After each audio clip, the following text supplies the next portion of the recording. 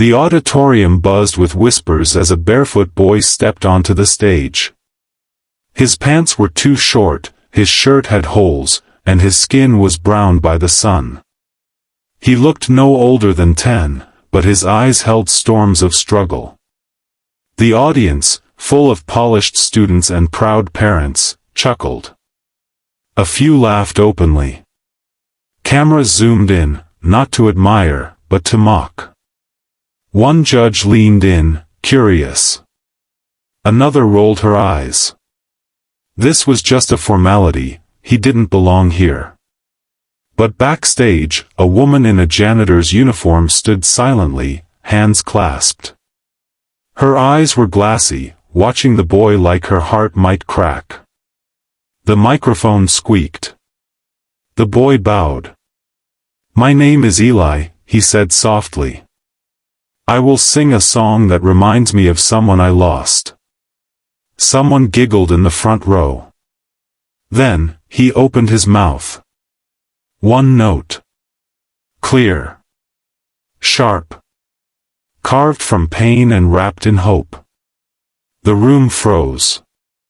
Laughter stopped mid-breath. Phones lowered.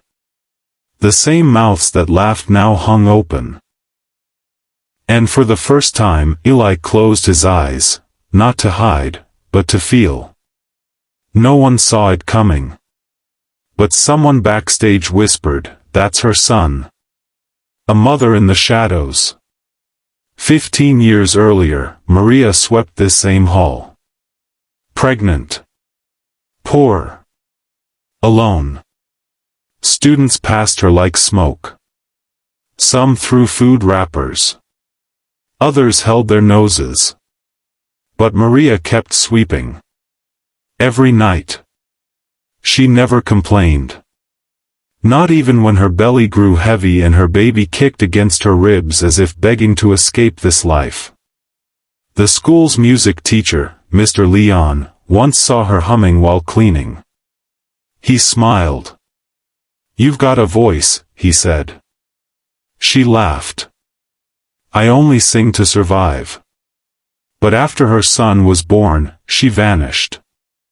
Rumors swirled. Some said she left town. Others claimed she died in childbirth. No one really knew. Until now.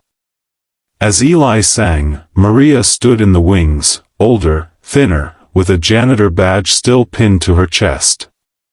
She had returned months ago, quietly. No one recognized her. She never told Eli she worked here. Never wanted him to feel shame. She just cleaned. And listened. And waited for this moment. The judges were crying now. The students had gone silent. Eli sang not like a child, but like a soul resurrected. And Maria? She wept, not for the applause, but for the son who found his voice in a world that once silenced hers. The silence after the song. Eli's final note hung in the air like a prayer left unanswered. The audience didn't clap right away, they couldn't. They were still recovering. Shocked. Silenced. Changed.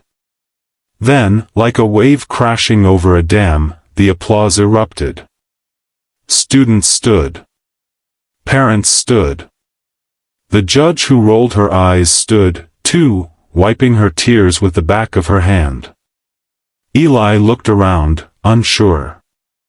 Had he done something wrong? Then the golden buzzer dropped. Confetti rained down. A spotlight circled him. But Eli didn't smile. He turned, not to the lights, but toward the shadows.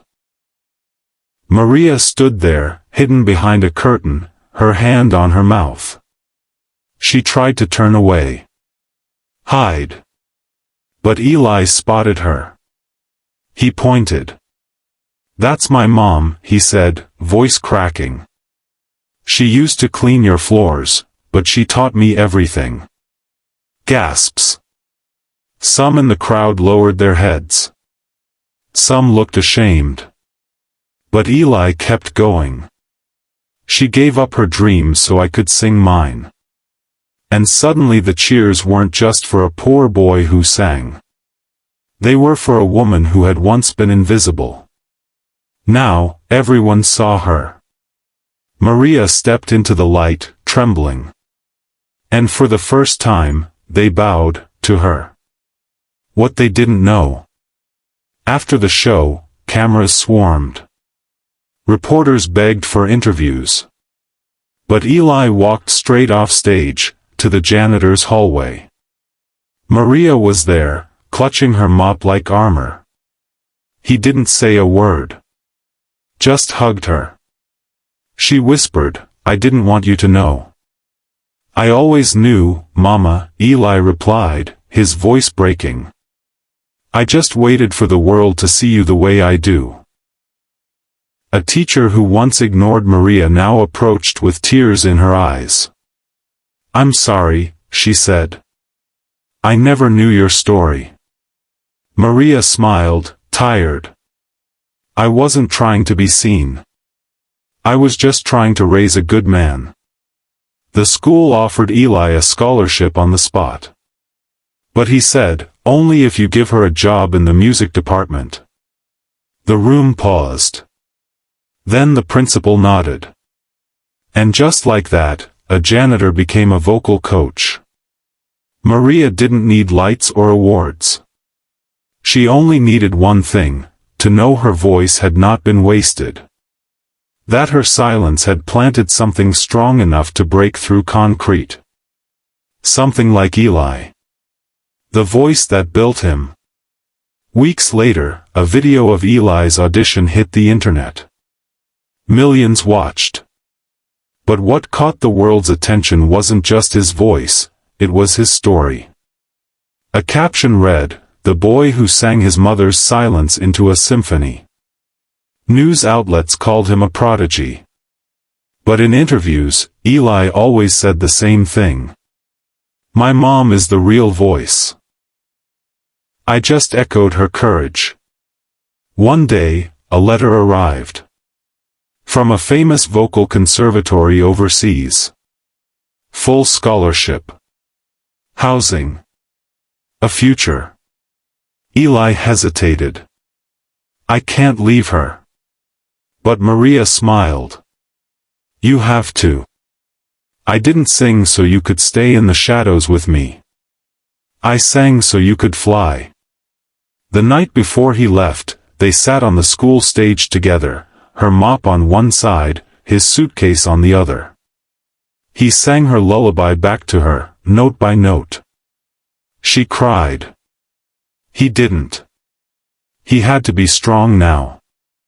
She had carried the melody alone for too long. The stage comes full circle. 5 years later. The school auditorium was packed again. Only this time, the spotlight was on Maria. Now older, graceful, and radiant, she stood behind a microphone, invited as guest of honor for the school's 100th anniversary. Her voice trembled. "I used to clean this floor with a broken heart. I never imagined I'd one day speak on this stage." She paused. "But someone believed in me. My son." Gasps filled the air as Eli walked on stage in a suit, now a global star, holding a single rose. He handed it to her. Then knelt. Not as a show. But in honor. Maria wiped her tears. "I gave him a voice, but he gave me back my name." The crowd rose, every student now taught her story. They didn't just see a boy who rose from poverty. They saw a woman whose silence built the bridge he walked across. And as Maria and Eli sang a duet, the same walls that once echoed laughter, now held something deeper. Respect. And the comments section of the video later would say, "I didn't cry. You did. This story restored my faith in people. She's the real golden buzzer." And they were right. She always was.